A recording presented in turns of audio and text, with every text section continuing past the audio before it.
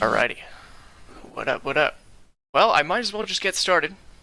Hello, my name is Eugene. I make a little music here and there under the name of Eugene. It's my real name, too. Yeah, I've been at it for a couple years now. Trying to, grind along like everybody else. Yeah, people refer to me as I guess, a hybrid artist, so I guess that's what I've been referring to myself as. Um, hey man, I like how you customize your Ableton. Appreciate that, man. If you have 10, there's this website called, I think it's like Ableton Live Skin Customizer. Like, it's pretty self-explanatory. Really easy to do. Anyway, let's get started, ladies and gentlemen. So, this track is called... Just to make sure. Move Like Me. That's the one we're starting with. So, I'm just going to play it through. Let's go. Let's do this.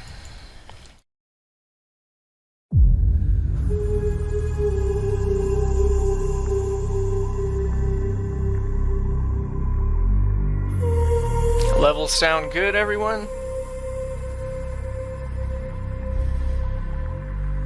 Hell yeah.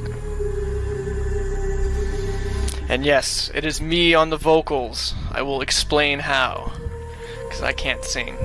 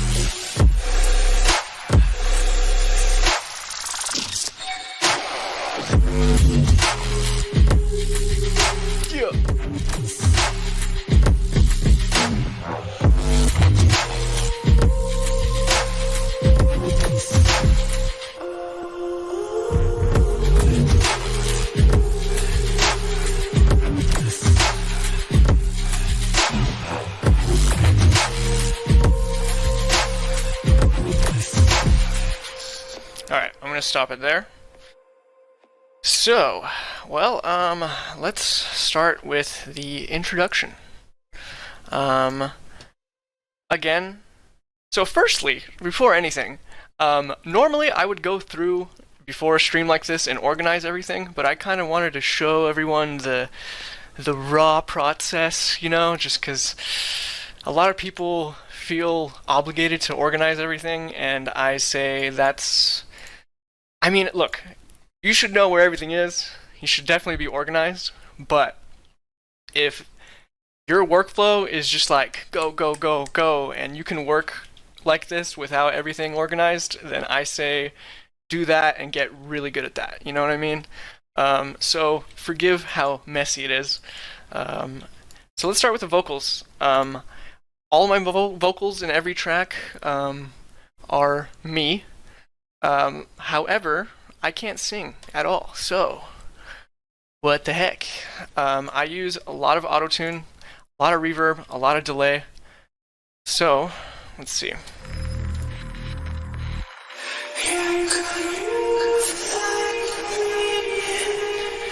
So I tend to sing in falsetto pretty much because that's the only way I can sing. And then I basically add a bunch of instances of my same vocal over each other for layering, and it kind of makes it wide and airy and spacious. But as far as the processing chain, we have, let's see. So initially, there's a tuner. This, I swear by this thing. Waves real-time tuner. It basically, you give it notes that it allows and notes that it doesn't allow, and basically the speed between, like how fast it transitions between the notes. So for example, if you wanted to make it sound super like T-Pain auto-tune, you can make the note transition, instead of 30 milliseconds, you can go down to like 0.1 or maybe a little bit higher. Okay, can't really hear it in this instance, but basically the speed at which the auto-tune works or transitions between the note is, I guess, the style of the auto-tune that you're going to get. So if it's really quick, it's going to be more of like the snappy kind of like, you know, T-Pain Future kind of thing. And then if you want to make it sound perfect but, you know, still kind of more natural, I bump up the note transition to like 30 milliseconds, and if I'm singing like really slow notes, then even higher. But basically this is in C minor, so I give it the scale, and yeah, it goes from there. Here, I can play the vocals dry real quick. This is going to be mildly embarrassing because, again, I cannot sing for my life. But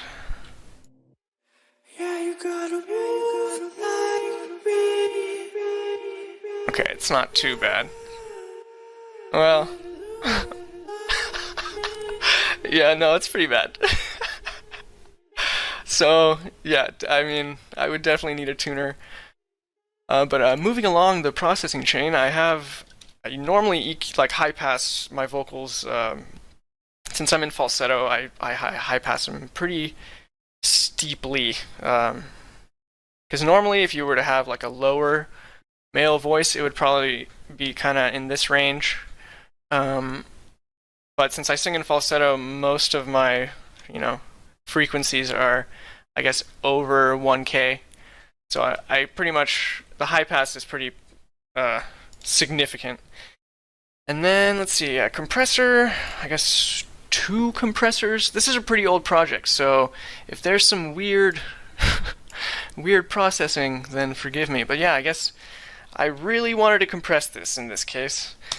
Let's see, another high pass with a little boost up top. And this doubler. This thing is the greatest thing ever. It basically just, again, adds another instance of whatever sample you're playing through it, but like super wide. So if you have like multiple instances of this doubler, it gets really wild. You just gotta have to watch out for phasing and stuff. But this thing is usually pretty good. If you don't necessarily need this doubler, it's basically a chorus effect. That could work, you know, to widen your vocals, or if you put like a, let's see, like a simple delay. I'm pretty new to Ableton 10, so let's see if I can figure this out. I just upgraded from 9. Okay, so if you want to widen something, you can add a very quick delay to it, basically. So you would add 2 instances, or I guess 1 other instance of the sample that's delayed by 10 milliseconds. And let's see if we can hear the difference. This is going to be mainly for everybody with headphones, because if you're listening through on a phone or something, it might not be too, probably won't be able to hear it, but here's the difference. That's without it, and then with it, let's see. Yeah, it's like way wider. But I find that this doubler kind of adds, I don't know, it's like warmth almost. Probably has some like analog processing of some sort in there. And then let's see, it looks like, okay, this delay wasn't active, and then I have a reverb. And then, yeah, I mean, for the vocals. And then in the back, I have little ad-libs like this. Just absolutely drowned out in in reverb. Where did you get the red and black skin from? I'm telling you, just look up Ableton Live 10 skins, and there's this site where you can just customize your own skin for free, and it's just the greatest thing ever. Okay, where was I? So yeah, these ad-libs, it's basically just me like going like woo with, again, tuning, and this time just absolutely drowned out in reverb. Let's see. High passed again. Let's see.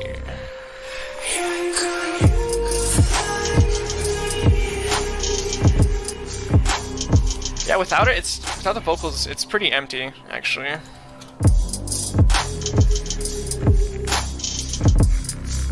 You know, there's little hi-fi sound effects here and there, stuff like this.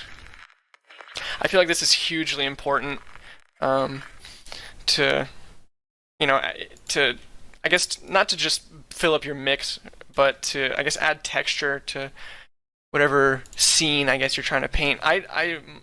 Music is very visual for me, so it's like I look at this as a texture almost, you know? And then stuff like this. Again, almost everything is high passed. If it's not the kick, the bass, and like intentional like low frequencies, it's, you know, I high pass it, because even your hats and stuff, if you analyze those samples, let's see. Like, that probably has low end in it. You know what I mean? So yeah, it does. So I would just kind of get into a habit of high passing, not everything, but if it doesn't need low end, then high pass that. Alright, so let's move on to this little breakdown. For breaks and, like, I guess build-ups, it's, for me personally, it's all about just layering. So we have this with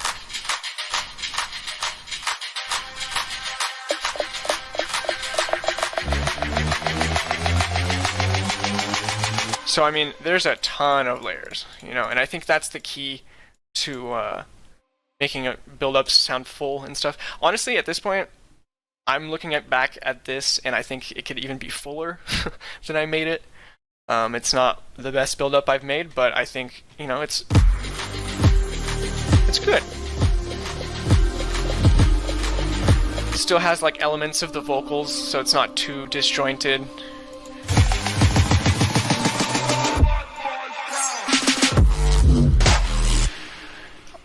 Yes, my vocals are sidechained to my kick. Pretty much everything is sidechained to my kick. I guess kicks, because I layer my kicks like nobody's business. This is 3 kicks. Sounds like one, but haha. But it's like, for this intro, for example, I used a different kick drum. If I could find it. There it is. So it's more of like a muffled, thumpy kick drum. And then for the drop, I go into more of like a, you know, something with a little more beef. But yeah, everything is sidechained to the kick. The hats and stuff are sidechained like less intensely, so they don't duck under the kick completely.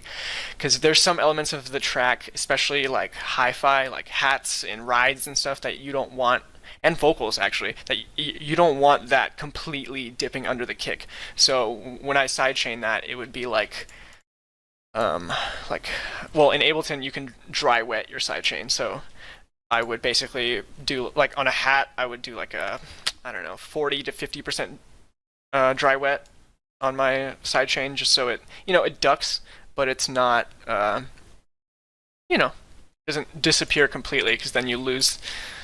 Your mix is less full and stuff. Chris Rod joined. I see you, Gom. I see you. All right, let's go over the drop. So this first section, it's getting carried by 2 patches. Basically, this is the first one, which is audio, and then this second one is a serum patch. Well, it's 3 serum patches layered.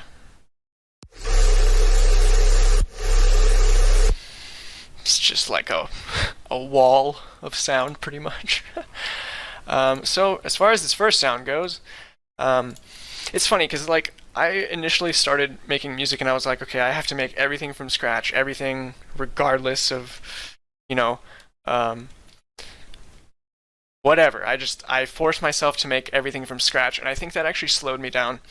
And I'm not saying rip people's sounds or just take presets and do that. But I think if you start with a sick sound as a foundation, you can get a even sicker sound pretty quickly. you know. So let's see. This initial sound sounded like. So I guess this is 2 samples. Yep, and then just overdrive, saturation, and then this EQ has a tiny. It has a cut right here in like the mid shelf. I don't know why I did that, but EQing. And then there's another layer, I think. Let's see. Yeah, this is for to widen it pretty much. So this initial layer, I think the majority of it is in mono. There is some width to it, but since it has low end, I would keep that low end in mono. And then basically, yeah, layered that with basically the same sample. I just duplicated it and then made it wide and made sure to high pass it because you don't want to widen your subs. Anything lower than like 100 hertz, I would not widen because, well, we're making EDM here, so you can do whatever you want. But from a technical standpoint, it's not wise to widen your low frequencies. So, yeah, this first sample, and then it goes into this.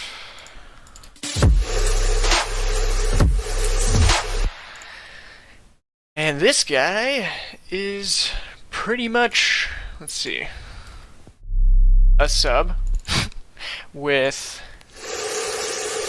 this, which, okay, I believe the majority of it is just in serum. It does have an erosion on it, I think, for some high end.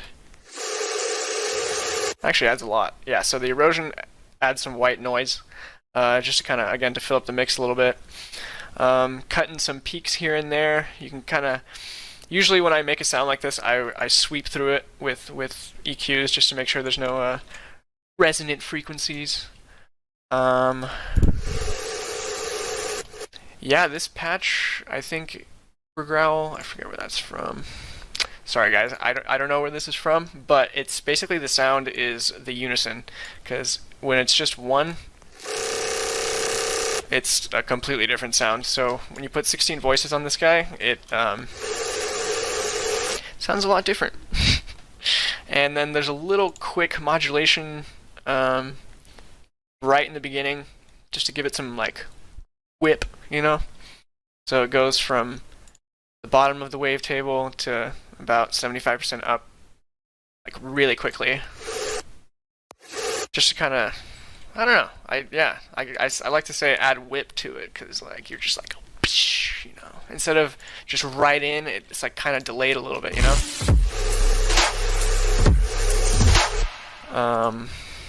And yeah, I think there's a third layer, which is, I think, just adding some more of that fuzz. Yeah, don't be afraid to layer your sounds, people. I think that honestly is the key. just layer. And then on top of that, I mean, of course, like the mix, even without that sample, I would say like there's a pretty full beat under it, which I think is huge. You know, you gotta, if your drums don't smack by themselves without any of your basses or anything, you got a problem. So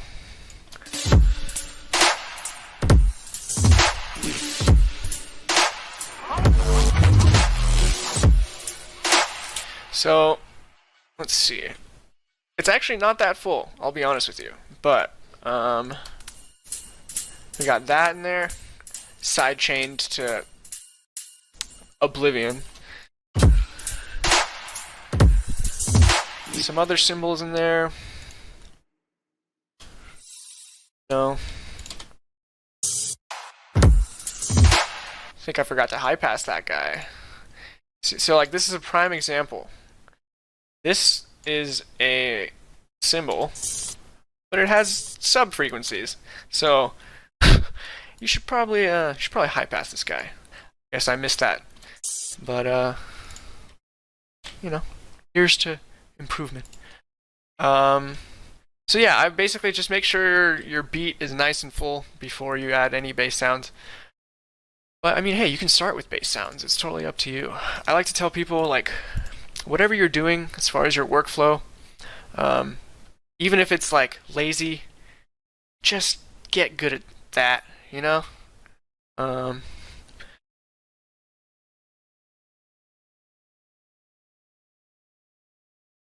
Do I have my monitors on?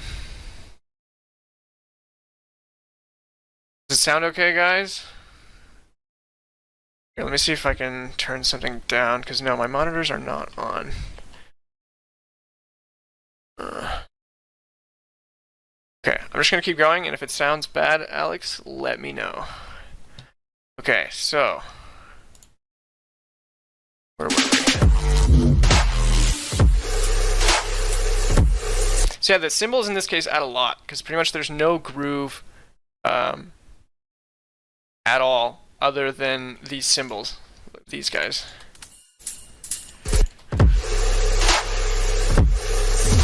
I guess the snare, but hats are everything. Like,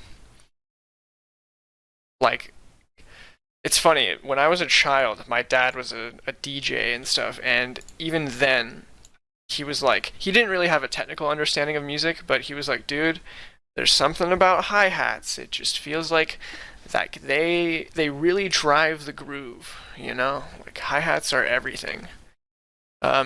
These days, I actually would probably delay these hi-hats by like 20 to 30, maybe even 40 milliseconds, because it adds a little bit more groove. But we won't do that in this case. So... let's go on to the second part of this drop, which is more melodic. It has, basically, I layer my vocals. And yeah, all these sounds are audio. Maybe, I guess, except this guy. Let's see, how did this happen? Virtual Riot wavetables. If you guys can find those, they're fire. It has this skrilly wavetable, and it's incredible. But yeah, everything else pretty much samples. Just tasteful samples. I turned off my vocals. 1 second.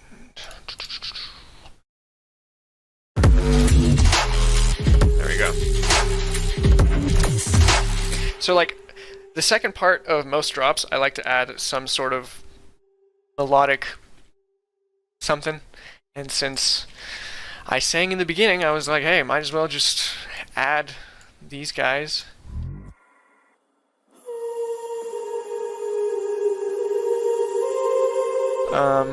And it worked out.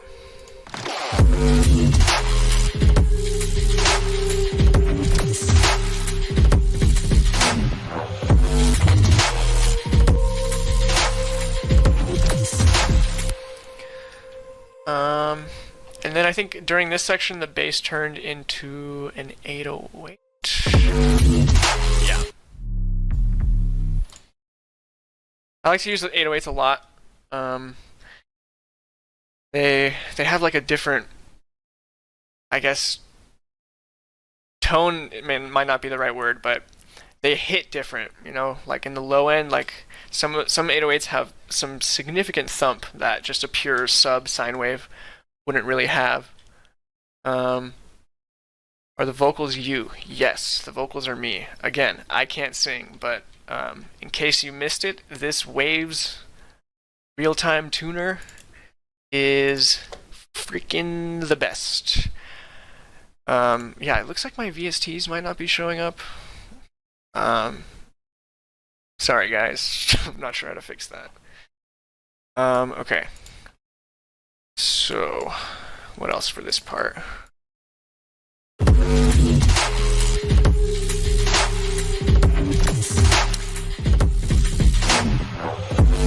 also added this little loop.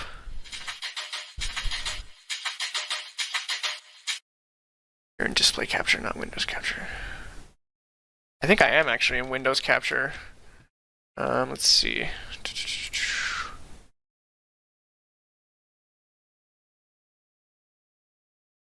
Here, let me switch it to display capture.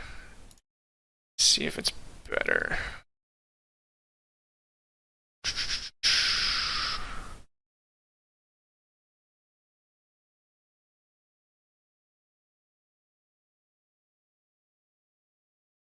Okay.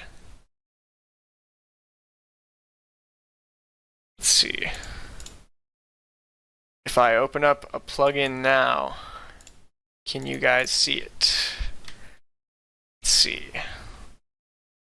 Okay, I can see it, so I think you guys can see it. Okay, so hold on. Let's recap real quick since my VSTs are not showing up. So that initial patch, let's see.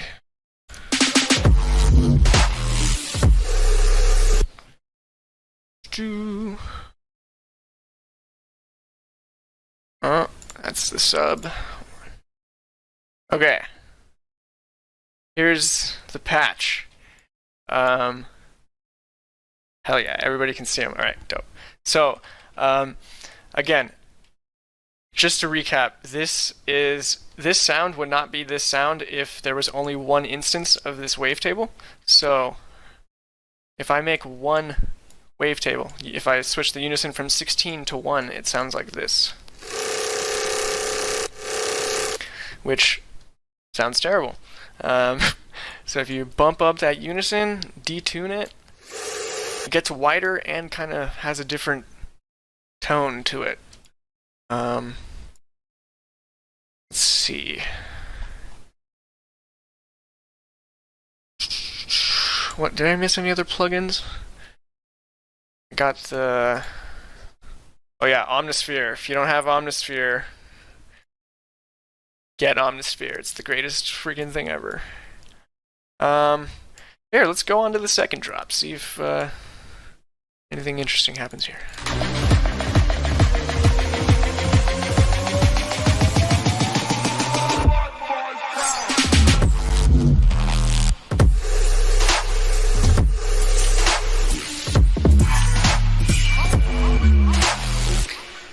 Not the biggest switch up, but I guess, yeah, the second section has this little, that same 808 from, oh no, it's a different 808. This guy. Yeah, that's, that's beefy. How do you go about sound design? I love your sounds, thank you. Sound design, for me personally, I like to use pretty simplistic wavetables, and then it's all about layering for me. Again, I know I just went over this patch like 4 times, but this patch is 4 instances of Serum. So the initial one is, let's see, just the sub. Yeah, just a sub oscillator. And honestly, without this thing, there would be absolutely no weight to this guy at all. Like, that clean sine under there is everything. It's actually not completely clean. I have a saturator on there, so it's boosted a little bit. But that's one layer, another layer, and then another layer. I found that basically when I'm layering, it's kind of clinical. So like when I listen to this, I still feel like it needs a little bit more fuzz, you know, a little more sparkle up there. So that's why I added this. And together, and with the kick, yeah, so I mean, sound design is, for me personally, it kind of ended up becoming a very clinical, like, I want this, so I'm gonna do this, or, you know, like, basically just, I try to replicate the sounds that I like, maybe not replicate, but like, I basically you just figure out what you like and try to get as close as you possibly can to those sounds. Yeah, does anybody have any questions? Anybody? How we feeling? I think it's time to move on to the other track. Let's see what time it is. 7:27. Let's see. Now we got some time. Okay. Let's see, what else can I go over? What do you guys want to know? I'm an open book, Let's see, maybe we got some drums. I find for drums, again, layering, like, for this initial intro, 1 kick. For the drop, 3 kicks. Let's see. You got this layer, that layer, this layer. And I think that layer is probably the majority of the beef, and that guy for the click. This one's kind of mid-range, this one is the thump, and this one adds, a little bit more tone to it. And then of course you gotta get the Naruto samples in there. Literally, if you guys need samples, our drum kits on Reddit, it literally has everything. It's kind of crazy. Do you have separate sound design sessions, or do you make sounds as you write? That's an interesting question. I definitely don't have separate sound design sessions. Normally what I would do is start with a groove, basically make a beat.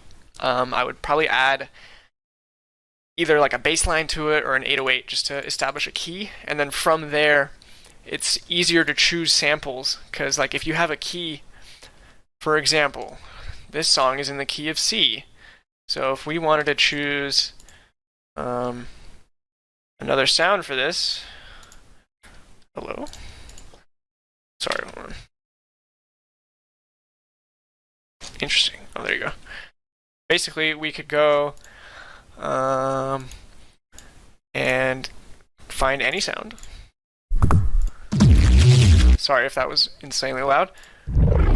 And then, since we know we're in the key of C, you can put a tuner on this thing, or, I mean, it doesn't really matter what DAW you're in. Anything that shows what note it's emitting. So it's obviously moving, but you can be super clinical about it. Like, for example, this part, or this part. It's a D, right? That's what the tuner is showing. Obviously, again, it's moving a little bit, but since that's a D, we can cut that, and then since again we know that we're in the key of C, we go down 2, like a C sharp, so we can go down another 3. So now it's like going from C down to B. Raise it a little bit. But see how it's kind of clinical? So now that this sound is in key, it's more likely than not it's going to fit in the mix way better than if it wasn't in key, if that makes sense. Like, so you can kind of narrow down your sound selection. Okay, let's see. How do you come up with your groove and flow? So lately, again,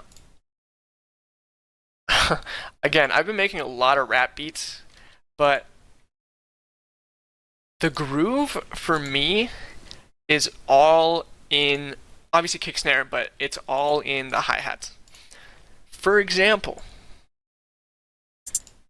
right now, these hats, they're straight. They're not swung at all. But if we add a different instance, let's see, of swung hats, this hip hop 1 swing is amazing. Actually, no, let's do swing 855. So now it's a different type of hi-hat. And it's going to completely change the groove of the track.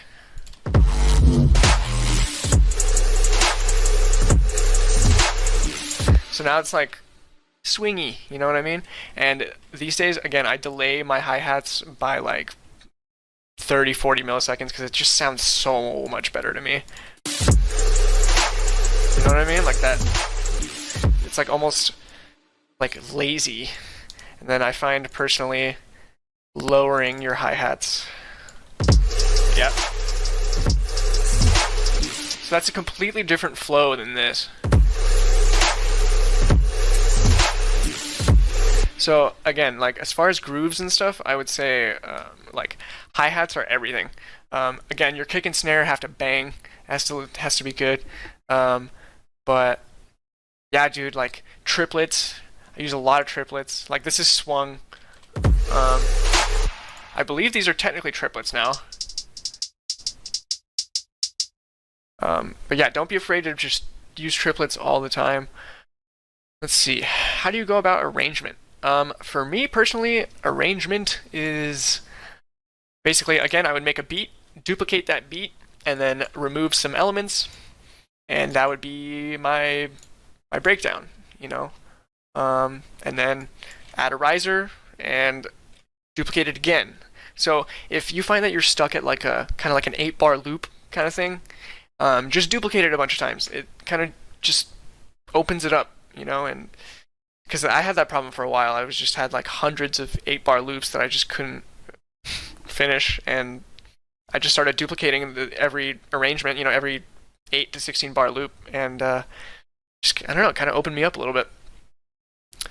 Let's see. Do you start drops first or start with an intro? Basically, my workflow goes in two ways. Either I would start initially with like a patch and like a really heavy bass sound, and then just kind of put a beat over that, or make a beat first with like chords, maybe even sing. I find that if you already have an established key, which is easier to do with, you know, music rather than music being like melodic stuff rather than bass sounds. So it's easier to, if you're trying to kind of start somewhere, making a beat with chords and stuff is good. Because again, you can just duplicate that, get rid of some drums, make a build up, and then you have a key.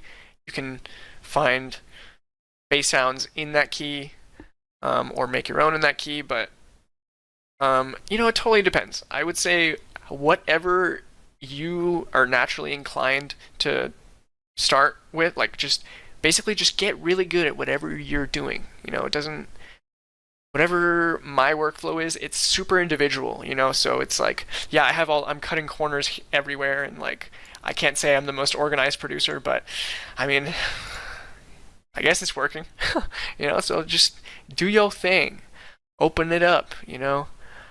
Let's see, can you go into your master chain a little bit? Yes, my master chain is essentially empty. This auto filter is basically to check my mix. So if I were to be checking my low end, I would just auto filter the whole track on the master. And you can just kind of, you know, investigate, see what's going on. But the only thing I have in my master is technically just this IM pusher. I have a little just boost on everything before that, but I don't know if that's the wisest thing, so I'm not recommending you put an EQ on your master. But this infected mushroom pusher is great, to say the least. You just literally slap that on your master, play around with these, and it basically, if you're at 0 dB, it'll make it louder and not clip. It's crazy. For example, if I turn this off, let's see, my master, I'm gonna turn up the gain a little bit, so mild ear rape warning, but just to show you what this IM pusher does. Right now the master is clipping, but the IM pusher will make it louder and not clip. So it's like, what? Anyway, yeah, just a warning, this is gonna be a little loud. 3, 2, 1.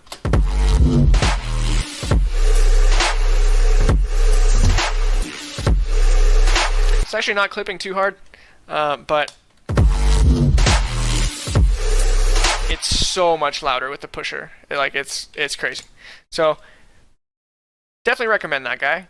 I find that like I use Ozone a lot, but at this day and age, I use it more for individual. Like I would put an Ozone on my vocals to widen it or make it sparkly. I wouldn't really put Ozone on my master because I find the limiter in Ozone or the limiter in many mastering plugins is what you don't want.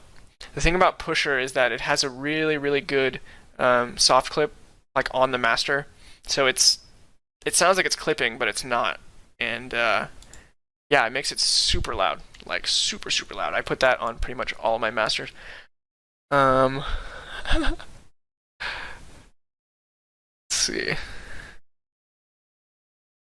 FL has Maximus. Yes, that is the same. Kinda. Just make sure it doesn't have a limiter on it. Again, some people look, if we were making normal music here, and maybe you guys are, but the music I make is a little ridiculous. So I think following conventional obviously you need to know the fundamentals. You can't just disregard everything. And I'm not saying I'm like this well-rounded producer or anything, but like, oh man, I lost my train of thought. Oh no, I totally lost my train of thought. Help me out. Oh boy. Anyway, what time is it? Let's see, we can move on to the next track. Can you show us more of how you use Ozone? Just downloaded it and don't know how to use it. Yeah, sure.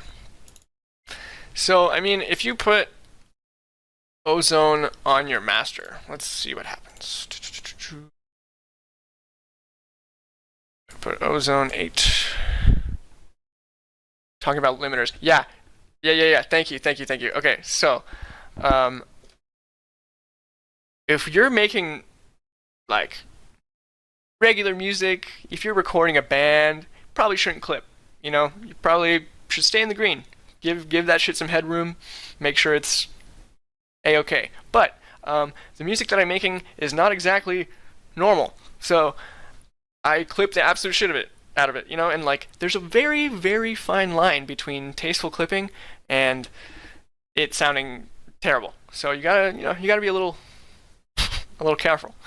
But yeah, just like do your thing. Don't be afraid to put a 36 dB saturator on your master to see what happens, see what kind of sounds you get, and like resample that. Like I found that I limited myself a lot, like back in the day, just because I was like that doesn't follow the rules, and then it doesn't matter unless you're making normal music. I don't think it matters. Thoughts on getting a good mic for recording vocals? My budget is 500 to 1,000 USD. Okay, dude. So, like, my mic's $100. Like before I even got a mic, I was using my my freaking MacBook mic, just the stock. I would just record into my laptop. So, again, like obviously having a good mic is everything, but if your processing chain is freaking good, then I don't think you can make even a shitty mic sound like.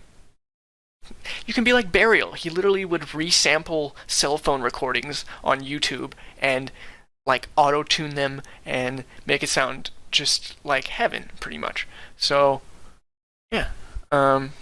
He didn't answer the storytelling question. Hold on, sorry guys.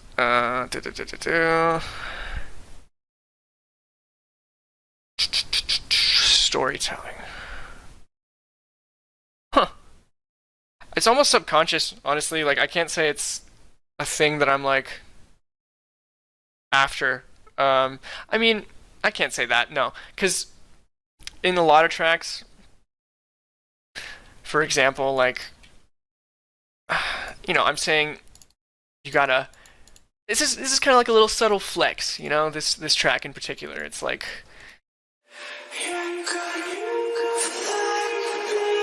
Yeah, you gotta move like me.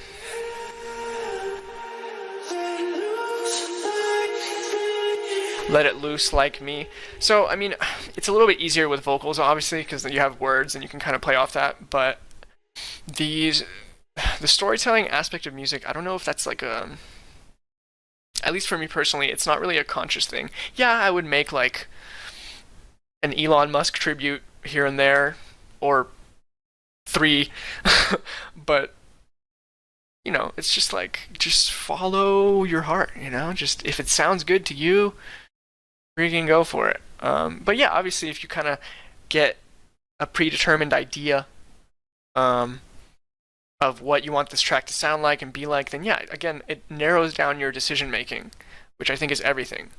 It makes it easier to start a track, makes it easier to make it. All right, let's move on to another track called Stay Here. Let's see, save changes. How do you choose which tempo to use? That's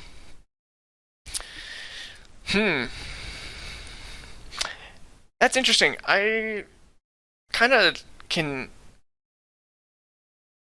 It's almost like what kind of energy I want. If I don't want to make something super jump up, you know, kind of super heavy, it would probably be between 140, maybe 135 if it's like ridiculously heavy. But yeah, 140, 145. I don't really make too much stuff at 150. A lot of my like hybrid bass stuff is at 120 because I really like the slow like 60 BPM trap. But yeah, I don't know. It's just kind of, I guess, the kind of energy that you're trying to go for. Like a lot of people, you know, like 90 BPM is good for like old school hip hop beats, but it's also it's Rez. That's her thing. Like between 90 and like 100 BPM, that's like her whole domain. She pioneered that BPM. But yeah, I guess it just depends on what kind of vibe you're gonna go for. I do like for example, this track is at 120, but it's heavy. So anyway, here we go.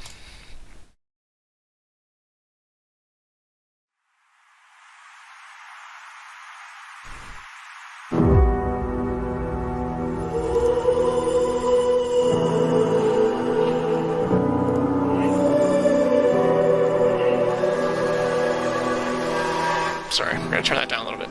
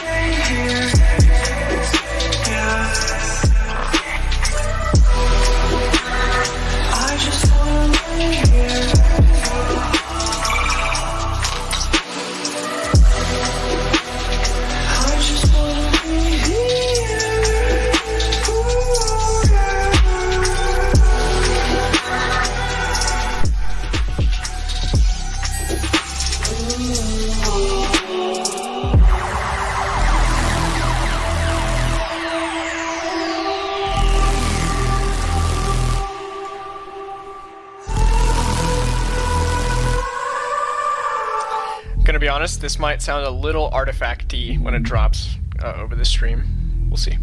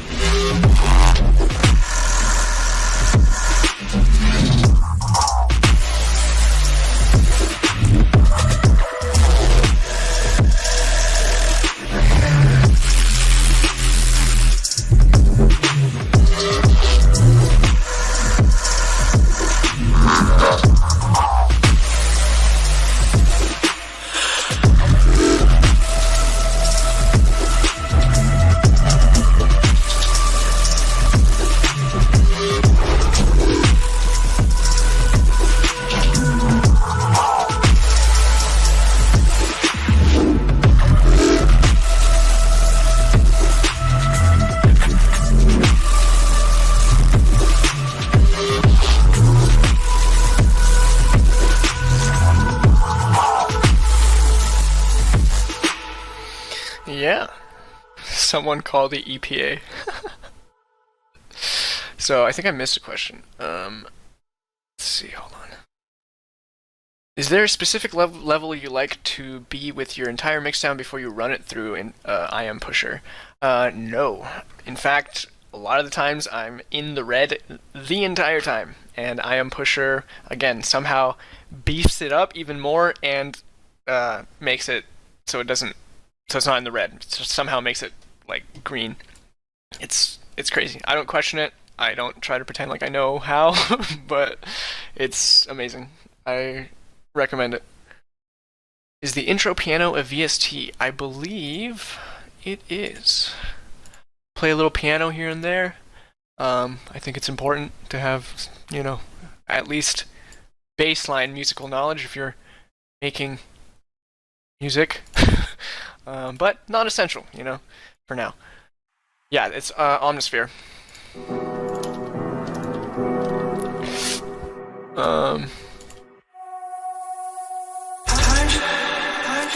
Let's see. So yeah, let's just do what we did last time. Go over the intro first. Yep. So we got this piano. Again, got my vocals with auto-tune. Just absolutely drowned out in reverb. Again, same waves tune. High pass, delay, and then tons and tons of reverb. I actually think there's this reverb on it, and then I put another reverb on top of this main reverb. Basically, I have all my vocals in a group, and then whenever I want to, I guess, drown them out, I put a reverb on the group and automate that. So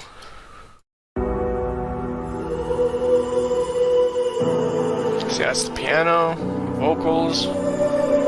Got this. Just to fill up space. And we got this guy. This is my go-to sound in case nobody's noticed yet. It's basically initial serum patch with a bunch of voices and low pass on it. That's it. Nothing else.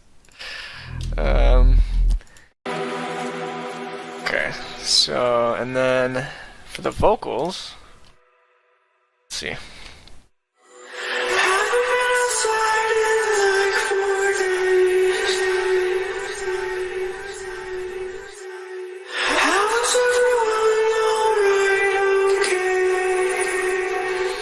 I don't dare play that without auto-tune.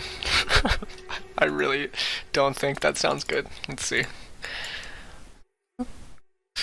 I'm warning you guys, this is gonna sound terrible. Okay, that's not bad, I'm not gonna lie. But again, if you can't sing like me, don't fret, because computers are the best. How do you choose which key to write in? Yeah, so I have keys that I love and adore.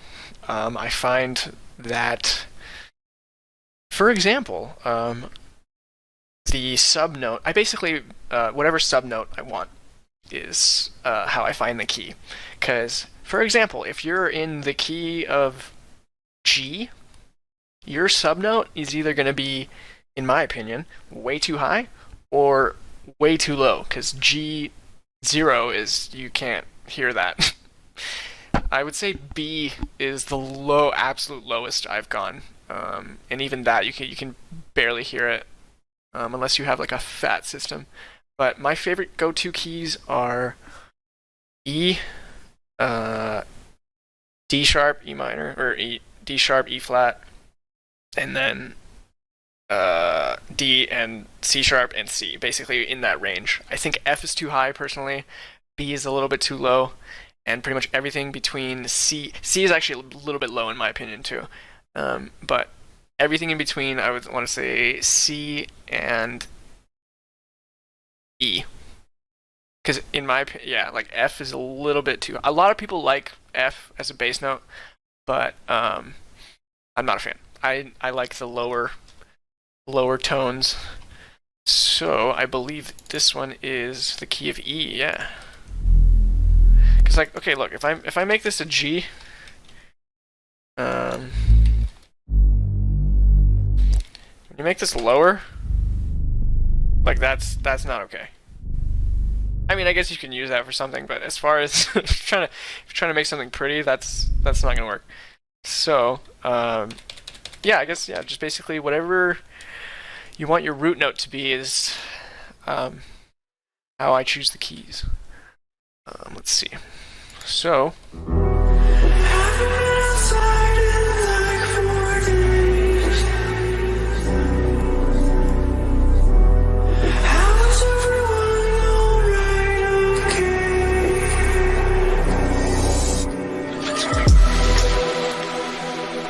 Okay, and then, yeah, right before this second part, or I guess the drop of this intro, it goes, again, drowned out in reverb. How do you get your punch to, or how do you get your sub to punch harder and come through more when writing in C? It's tricky. Basically, whatever. Make sure it's not like a clean. Here, I'll just show you an example. Here. If you're trying to get C to show up, like let's say you're listening to it on a laptop or something, and you want it to show up. Let's see.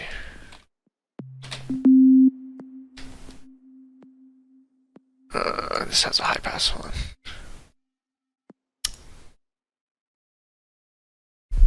There you go. Okay. So I mean, I can hear that pretty well, but if you want that to show up like on headphones, or not headphones, but like, you know, stuff that doesn't have bass response at all, basically what I would do is saturate it, and it adds more harmonics up top. If we look, so we have an EQ, right now it's just this one, but if you add the drive to it, not 100% dry wet because we're not going crazy, it adds harmonics, and these guys show up. You can hear that on a laptop, or because like these aren't bass frequencies. So if you're trying to get this to show up, I would either basically layer it, so you would have a clean sub under it, like this. Yeah, so you would have this clean sub, low pass that, and then over that I would put a, let's see, hello? I'm tripping, what's going on?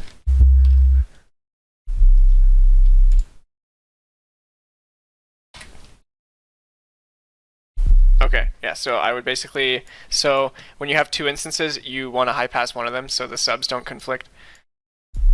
So you would do that, and then take that, and then boost that, and then, so now you don't have any sub frequencies in this, but you still get the, basically, when you distort this, the distorted sub frequency is creating those harmonics, but this EQ is basically isolating those harmonics, so they layer well with this. Let me turn it down a little bit. I hear that mid-range? That mid-range is what makes it show up. Because by itself, this would not show up on headphones or on a laptop, but together, that will. I hope that makes sense. Okay, so that is, that's just I think initial serum patch, or nope. Yeah, this is basically just a supersaw. I wouldn't really, like, you don't need to use these particular wavetables or anything, but just make sure if you're trying to make a supersaw like this, bunch of voices. I have both these wavetables with, there's essentially 32 voices, 16 here, 16 there. Reverb, high pass, delay, sidechain, layered with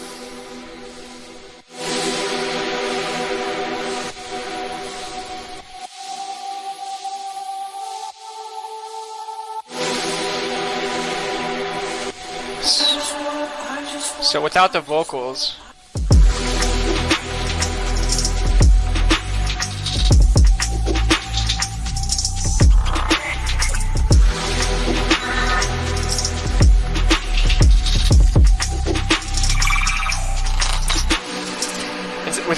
it's easier to hear all the like those little effects that I put in there, which again I think those are all just samples. Let's see. Yeah, all these guys. Just little.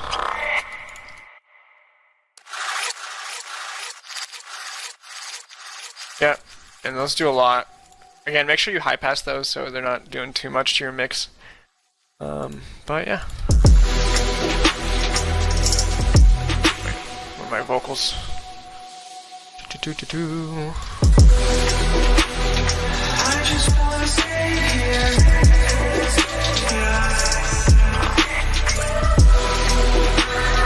I just wanna lay here.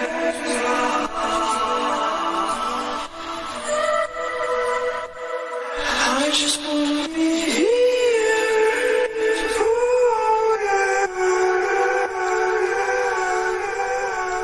So it sounds like there's a little bit of flanger on that.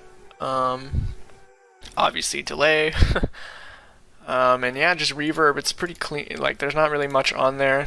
It's just layering. You know, I have these layers.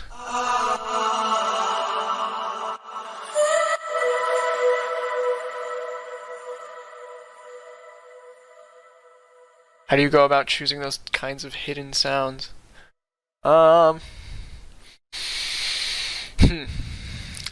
Well, having a lot of them to start with is a good idea.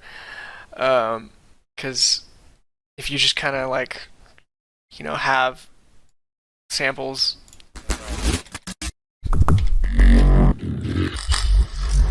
So, and I wouldn't just like grab those and just put them in. You know, I would see what key they're in. I would re-pitch them so they're in key. I would distort them.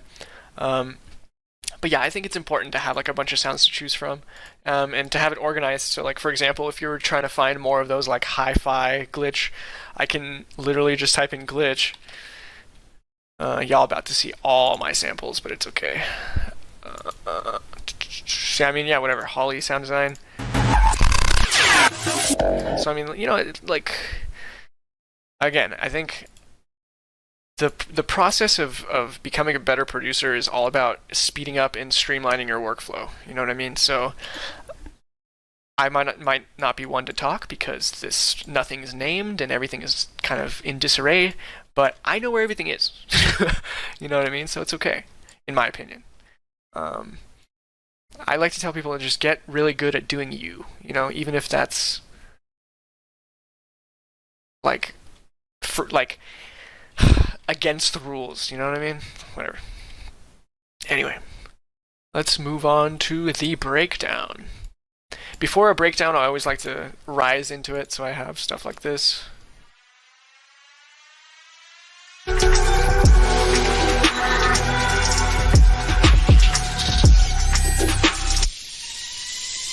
It's just to add a little bit of, you know, build. And then for the breakdown, that initial sound is that with that with that. So again, layering, like that's everything.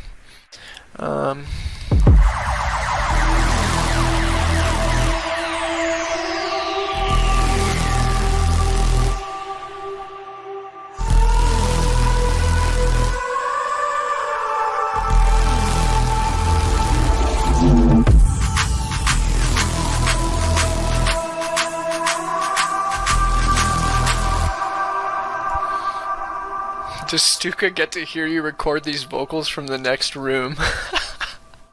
Yeah, he does, actually, and he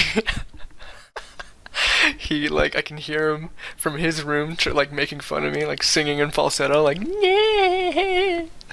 Fucking, yeah, he can definitely hear me. Your own vocals give your music such an X factor. I appreciate that, man, thank you. Honestly, like, I wasn't really, doing my own vocals came from like me not being able to find vocal samples that I enjoyed. So I just made my own. You know what I mean? Again, I can't sing, so if you can kind of work around that with the right processing chain, and yeah, it's just 2020, guys. Like anybody can sing. Let's see. Holly, hey, that OG. All right, let's see. Let's go on to the drop.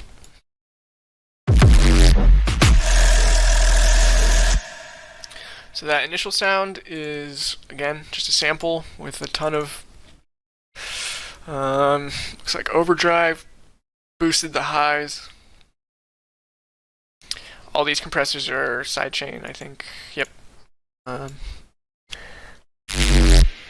Yeah, without the overdrive. Yeah, so the multiband does a lot too. I basically just boosted the highs in the multiband and created highs with the overdrive.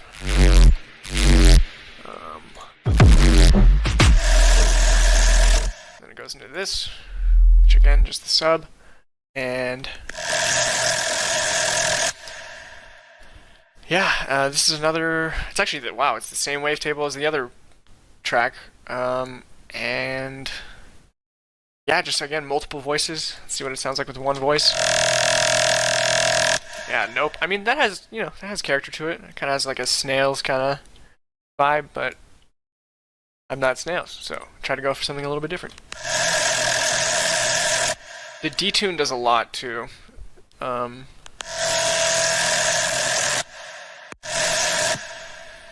Does DMB influence your sound choices? Yes. Noisia is probably my biggest influence.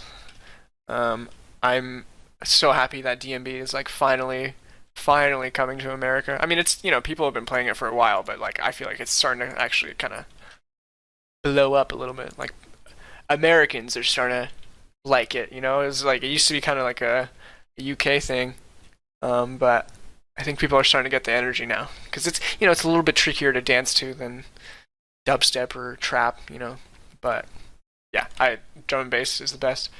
Noisia, Emperor, friggin' Meth Juice. I'll stop. There's so many guys, dude. There's so many guys. The entire Inspected crew, like, such geniuses. It's also the hardest, in my opinion, the hardest genre to produce. Like the drums in drum and bass are just freaking like, what? How do you program those? Spore is amazing. Yeah, drum and bass is the best.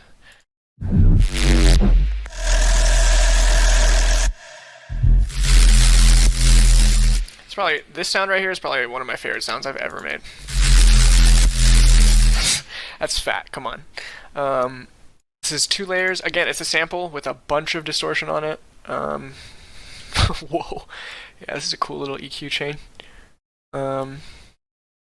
Looks like some frequency shifter for some modulation.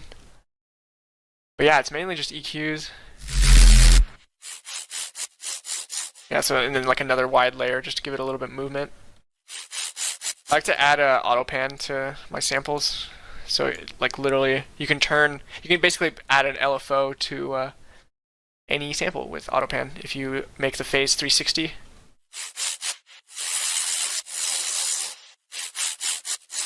So that adds some movement.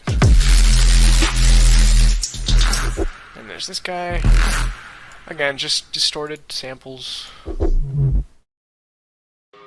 And as far as choosing these sounds, like again, like making sure they're in key initially, in my opinion, definitely makes it easier. So if you have something that shows you the key of the sample, it again narrows down your sound selection. It makes it easier to find sounds or to add sounds into a mix.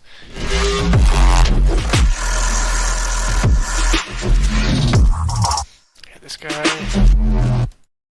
And yeah, it's all about layering again, like just a bunch of sounds on top of each other. Like this would be EQ'd because there's already this low end under it, So you don't want to. Again, there's tasteful clipping and then there's a bad mix, so you got to make sure you're kind of being a little bit clinical with the whatever you're doing to a sound. And that is reverb filter.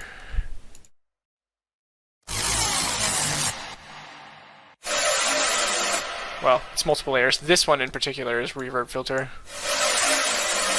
It's literally this patch, which is initial serum patch with a bunch of voices, and running through, running through a filter, a reverb filter. This filter is the sickest thing ever. I'm sure you know a lot of producers use this. It's ridiculous. Like, no, I mean, it's ridiculous. It's the best. Let me undo all of that. Okay. Have you ever tried using the Waves auto tuner on a bass or random? Yes, for sure. Sometimes Eugene plus Tuca bro just put a reverb filter on it. That's too real, dude. I'm in this picture and I don't like it. That's hilarious. Have you ever tried using the Waves auto tuner automation? Yes. So basically, if I have a bass that's like it moves too much, or I feel like it's like halfway in between notes, I would put a tuner on it. Because I mean, I'm not. Obviously, it probably works a little bit better with vocals, but basically all it fundamentally does is take a pitch and correct it so it's perfect. So technically, you can apply that to anything. Do you make sure you're filling out the frequency spectrum when layering your basses? Do you layer them by octave? Yeah, I do make sure I'm layering or filling out the frequency spectrum for sure. I think in general, I think a good mix is full. Not too full, but full where it needs to be. But yeah, when I'm making a sound like this,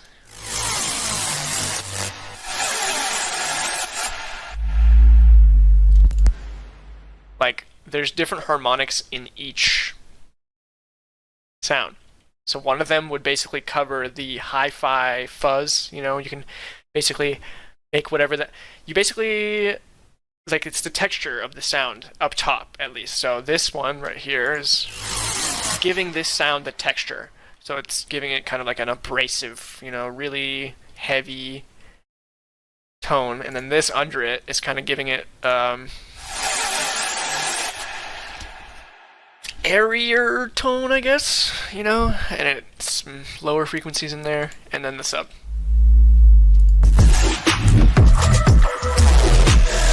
And yeah, you put the vocals in there, here and there. Let's see.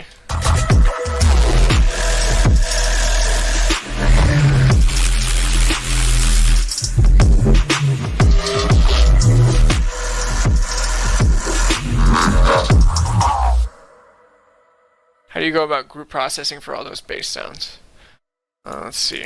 On the group, normally I would put, if I were to group bass sounds, I would put a sidechain on the group, so the entire group is being sidechained. It makes it cleaner. I would put probably a saturator on the entire thing, not too much, 4 dB. Sometimes a glue compressor, just to kind of, you know, make sure one sound isn't way louder than another one. Yeah, I mean, I would basically be putting like EQs and stuff on the master, maybe some boost, maybe some distortion. Let's see.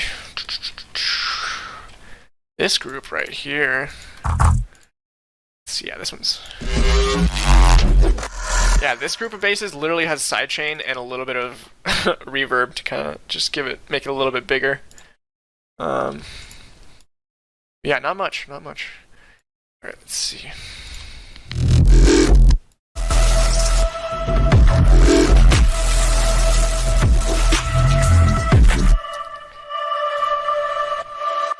Yeah, so this second section is kind of being carried by this vocal, because it's pretty, I mean, don't get me wrong, it's still a pretty repetitive track, but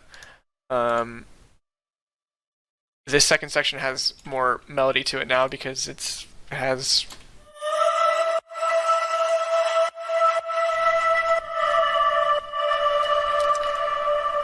I don't think I'll be able to sing that ever again. It was like, like no, that's never happening again. Um, you know.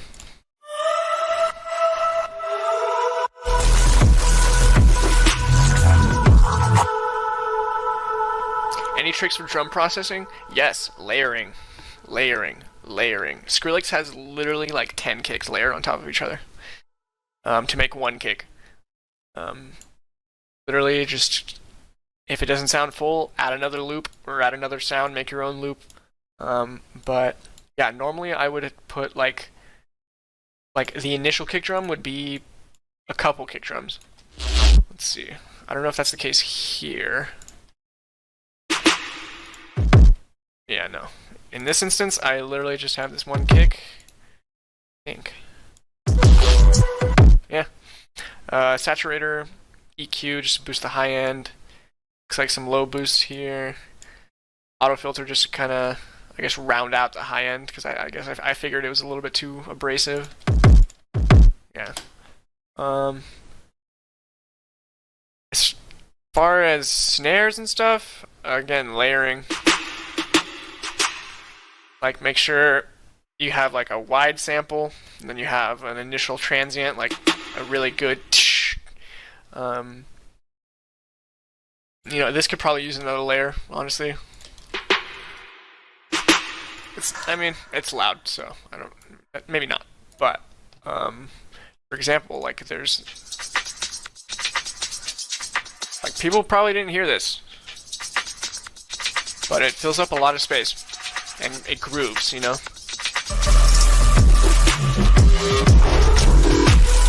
I mean, yeah, it's completely drowned out by the sub, but again, in my opinion, I think it adds to the mix. Let's move on to the second drop. I just wanna lay here.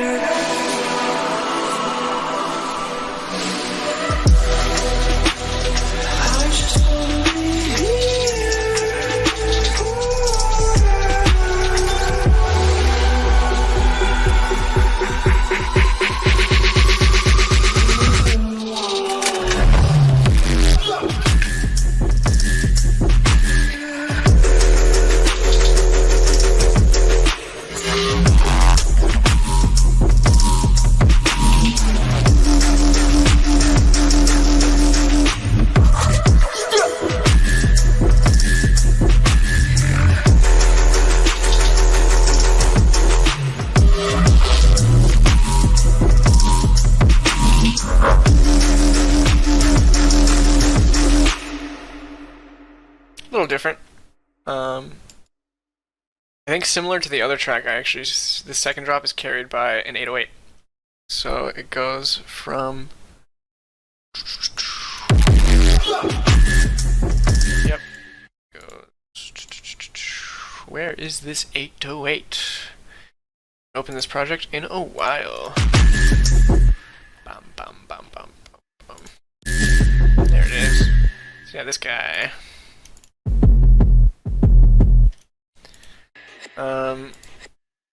Yeah, so it's the same initial sound. It's the same exact one as the... Well, maybe a little bit different. Yeah. And then this sound. I believe... Yeah, so there's this plugin called Ubik G. Stuka showed me this. It's friggin' sick.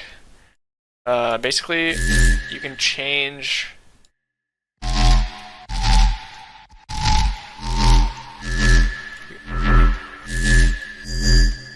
I mean, you can totally change the sound around, you know? So I think that's how I initially got that.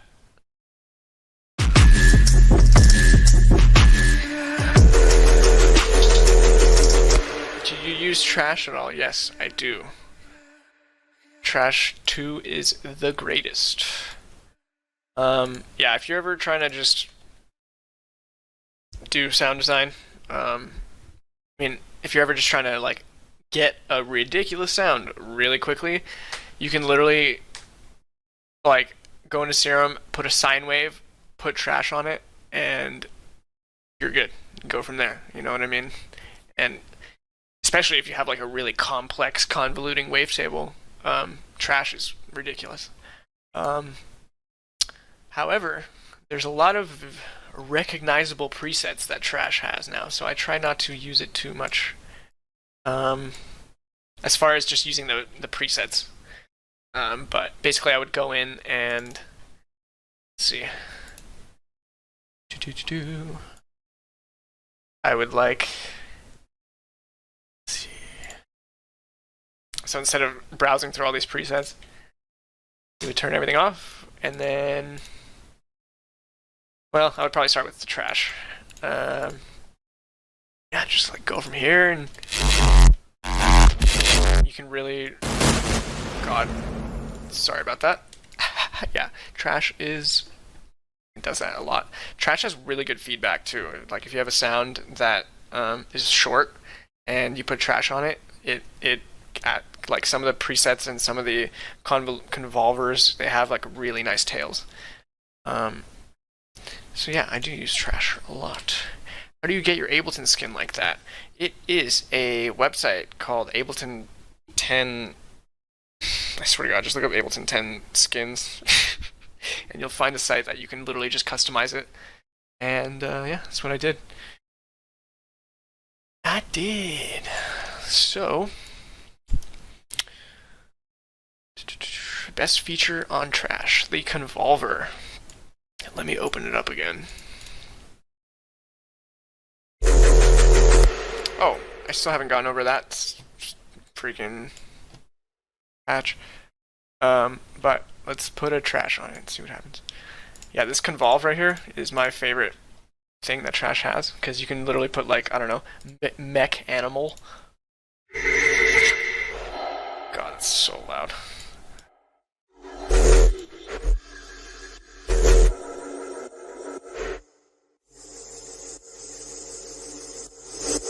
Like it's just them, like what? Ooh,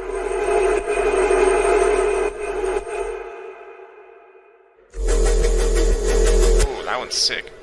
So I mean, yeah, I would do something like that, and then maybe go into trash and then add something else.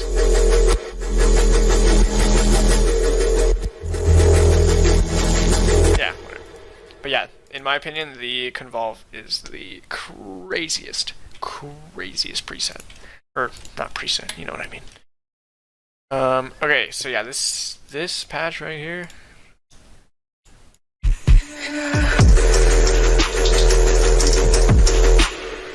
Once again, is like 5 layers. Maybe not 5. Let's see. Yeah, 5. So it's this one. Nope. Nope. Nope. That's muted. This one. This one. And this one. So 3 layers. My bad.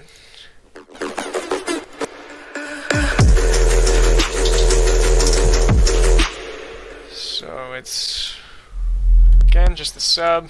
I think that adds the movement.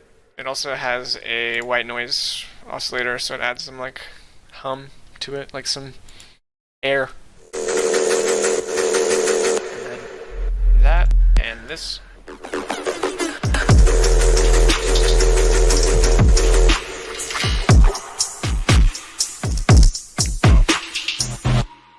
Turn this whole group off.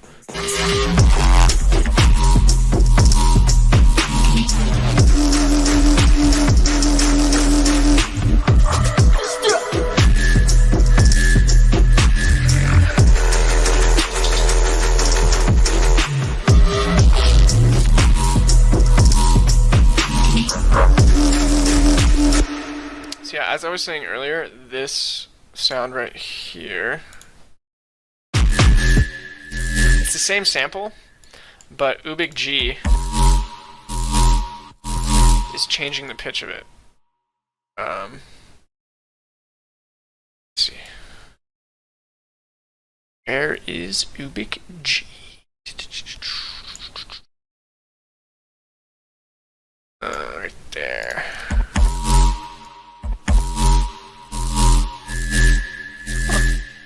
Well, maybe it's not this Ubik G, but that's what's doing it. Basically, I'm just messing around with the scale, grain size, Ubik G is great. All the Ubik plugins are fantastic. I would recommend them. Let's see.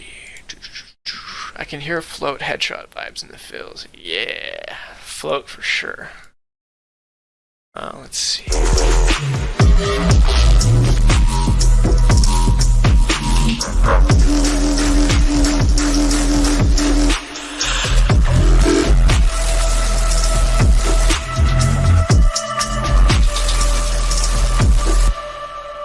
Yep, and then I guess similar to the first part, I added the vocals back in just to kind of add more melody to it.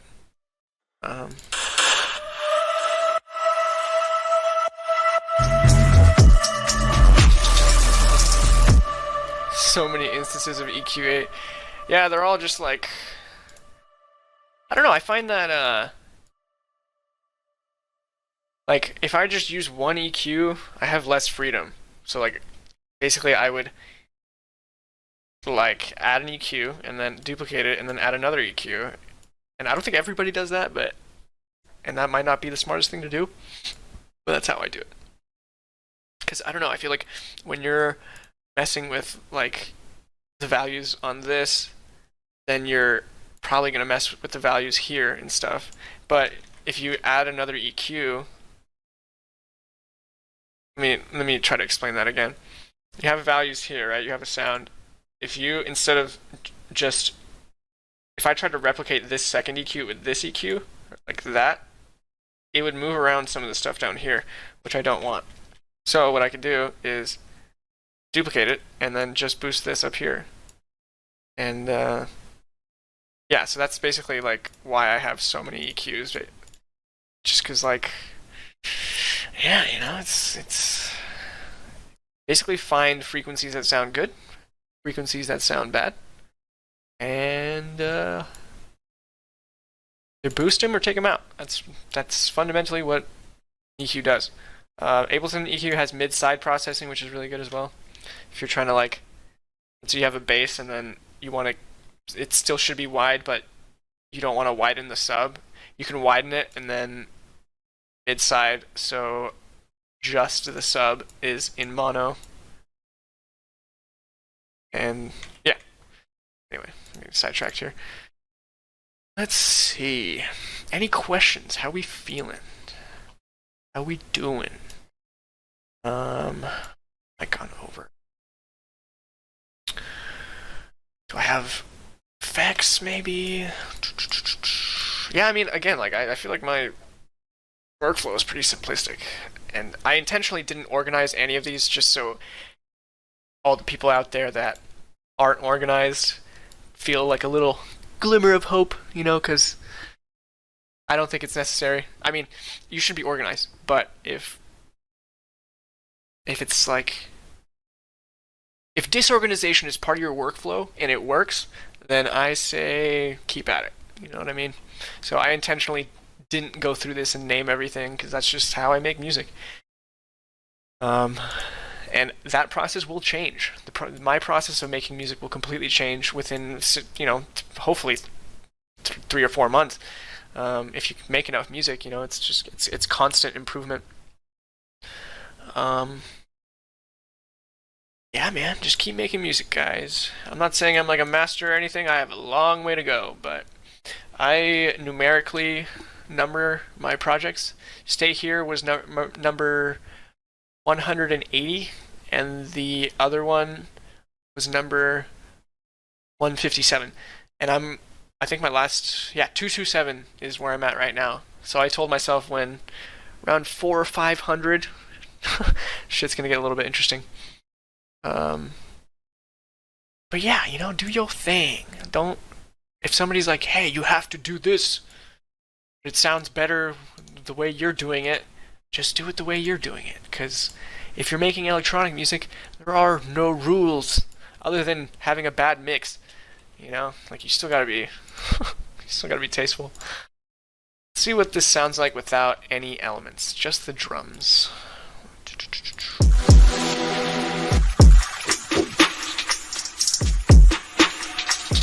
See, it's still really full, even without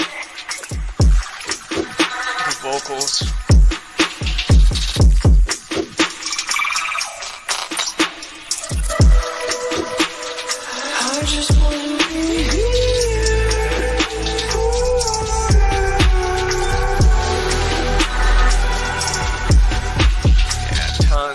tons of layers. Little vocal stuff like this.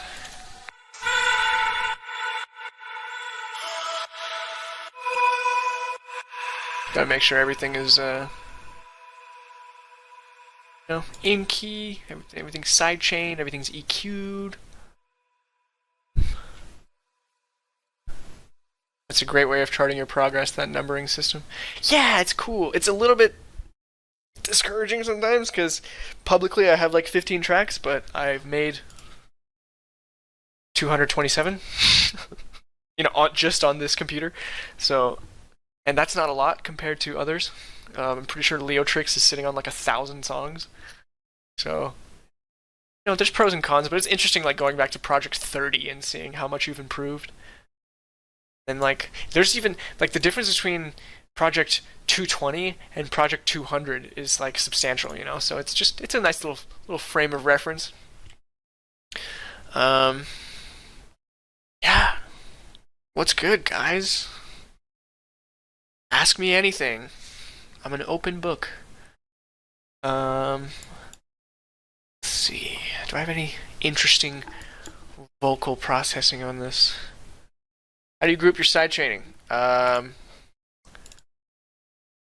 Basically, let's say I have all these sounds. So I would have like a vocal group. So I have all these vocals in this one group, and then I would add sidechain to that group. It does kind of vary, but in this instance, yeah, I basically am grouping all the vocals into one group, sidechaining that. All these bass sounds into one group, sidechaining to the kick and the snare a little bit. Pretty much everything has a sidechain. Some things have sidechains at different dry wets, like for example, it should. So I mean, like for example, even now, project number 180, 40 projects later, I know that this sidechain is a little bit too harsh because this loop, this shaker is ducking completely under the kick, which you probably don't want because that.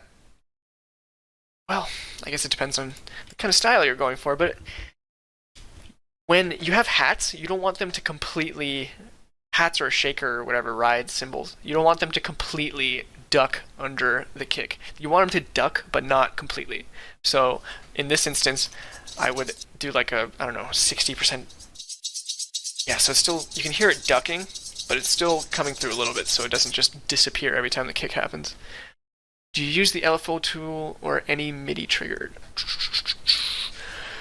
Let's see, I have LFO tool. I can't say I use it too much. I thought I had it, actually. No, I guess I don't use it. I should, because Steve Duda is the man. I have Cthulhu, which is another thing he made. Oh, dude, if you guys ever need a little cheat code for chords, Cthulhu. Literally be like, oh, I wanna know all the diatonic chords in C minor. Literally. And I'm playing individual keys on my keyboard.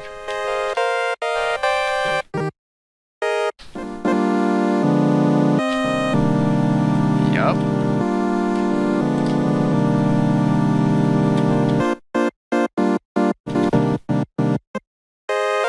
So it's fantastic, and then you can basically send the MIDI out from this into another track. So you can basically take MIDI in from Cthulhu, and then this second box you also do Cthulhu.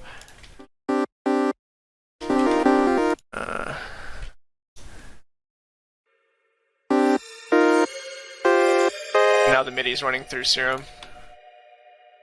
Let's mute this.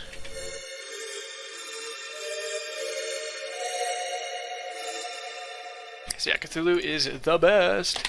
I would recommend learning chords, just so you know what you're doing. But if you're just trying to quickly put something together and you don't have that knowledge, Cthulhu by Steve Duda is fantastic. The reason I ask is because I end up getting crazy latency issues and my sidechain signal actually comes early. Do you ever run into issues with sidechain ducking too early or too late? Yeah, so I feel like with LFO tool, it has its own thing that it does. Like I think it has its own little time clock. I don't know if it syncs to the global, um, like the global tempo, but yeah, I can imagine how some of the LFO shapes could maybe be like before or after. Um, but I don't use it, so I wouldn't know. I kind of manually make my own LFOs either with automation or in Serum or again that auto pan is I love it so much. You can literally put it on anything. Just do the phase 360.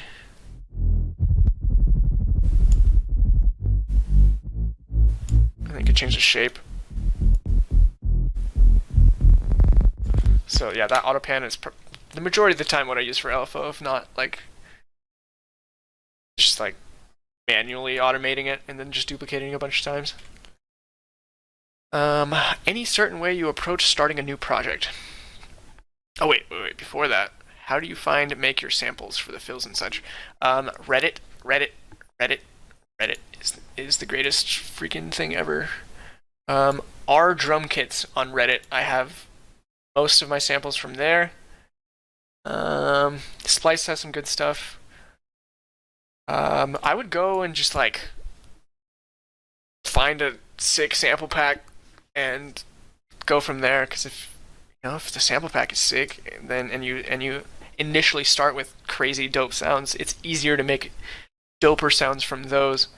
But yeah, the internet is the greatest. Just type in like neurobase sample pack, and yeah, you get some good stuff. You get some really good stuff. Okay, now, any certain way you approach starting a new project? So, starting a project is probably, for me personally, the hardest part of the entire just producing in general. Because for me, a blank canvas is the scariest thing in the world. I love it, but I think starting is 90% of the work for me personally. So, I guess depending on how I'm feeling, I would start with a beat just to kind of establish groove, and then either I would add an 808 or a bass, or chords. So I don't know, it really depends. But yeah, I think more before anything, it's good to have a groove of some kind. So you have, some sort of tempo, because when you're just using the metronome, I don't know, it's tough. Let's see. Try sidechain compressing. Yeah. If you don't want to use LFO tool, the sidechain compressor, just the stock compressor in Ableton is what I've been using. I turn on this EQ. So basically it takes, I guess depending on what these values are. So for example, I can make it so, let's see. So this is sidechain, the kick right here. I can make it so this shape right here, this high pass shape, it basically makes it so it only takes the frequencies above 550 hertz. So it basically, because if you look at the sidechain shape when it's lower, it's way thicker. Like that's a chunky boy. And you don't want that. You want like a really clean transient or a clean shape. Sharp shape, I like to call it. So when you just use the high frequencies of a kick to sidechain instead of the entire kick, it makes that cleaner shape. So basically this is the volume of the sound. That's what's happening to it every time the kick is happening. So obviously if you go too high, the kick doesn't have, in this instance, the kick doesn't have too much click. But yeah, I would highly recommend using this EQ because you can get really precise with way you're sidechaining. Okay, let's see. Man, this is fun. This was really, really fun.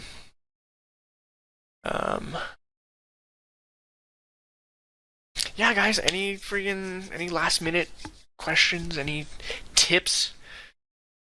Um, this was my first stream ever, so thank you for being here. It was sweaty palms before this, I'm not gonna lie, because I am a shy person. But I enjoyed this thoroughly. Thank you. D-Fire, thank you guys. This was a pleasure. Thank you everybody for showing up. The crew. Let's see. My buddy legit switched to Ableton because Logic was fucking hard. Yeah, Logic is, a lot of DMB producers use Logic. Don't know why. Ever use Shaper for Max for Live? One thing I need to use more is Max for Live. I have it, but I never use it. And I used it in college a little bit we had this project where basically we would use Max to get, it would basically, you would get a webcam image and then you would use Max to triangulate it would basically, depending on where your hand was on the screen, it would emit a different note as like a little project. So yeah, Max is literally the greatest. Yeah, Alex, I would love to come back. This was a really good time. Everybody, you guys are so nice to me, man. You guys are so nice to me, and I love you all. I know shit's crazy right now. I hope everybody's safe. Yeah, man. I know shit's crazy, but thank you guys for being here. This was a nice little distraction for myself. This, and I think, I might start streaming on Twitch, honestly, because this was fantastic. Yeah, dude, you guys are so nice. Hey, you guys want to hear some unreleased music before I leave? Is that okay, Alex? Let's see what he says. Cause why not, eh? Not sure when this next one's gonna come out. It's definitely not done or anything. But, tell me what you guys think. It doesn't even have a name yet. It's project number 202. I just called it Deep. Alright. I freaking love you guys. Thank you for being here.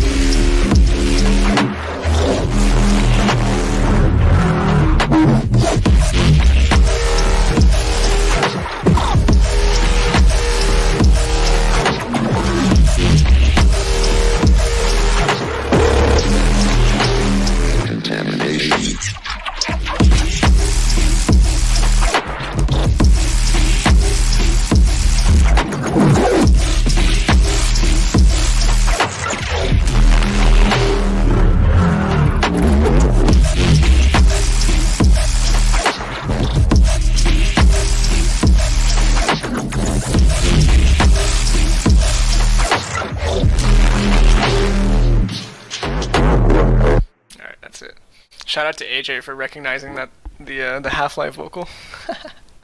I sample video games in like every track. I sample video games, Elon Musk, Joe Rogan, and like Respaces. Uh, yeah. I guess so, same process for this one. Literally just oh yeah, this project is when I started using amp.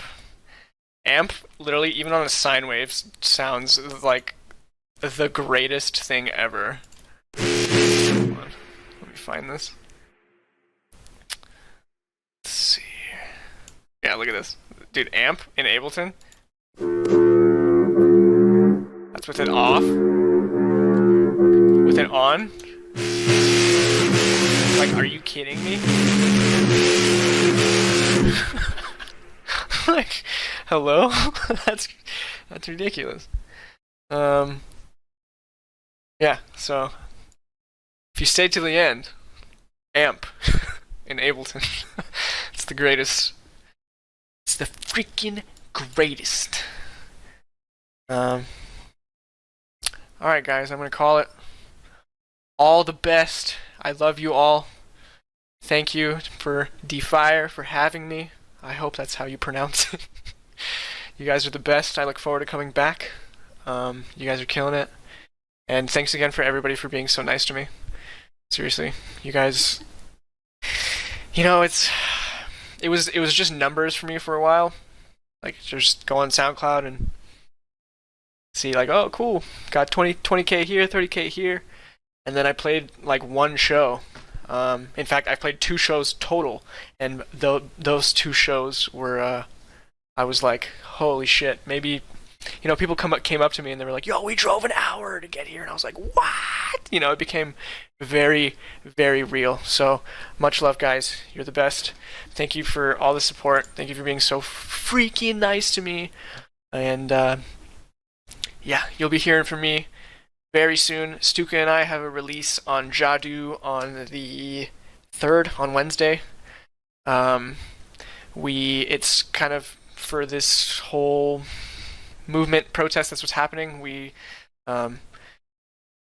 Yeah, you'll see. Just read the post. We donated to a fund, a good organization, and I recommend everybody support what's going on. Fight the power, and yeah, man, stay safe out there, guys. Much love. I'll see you soon. Peace.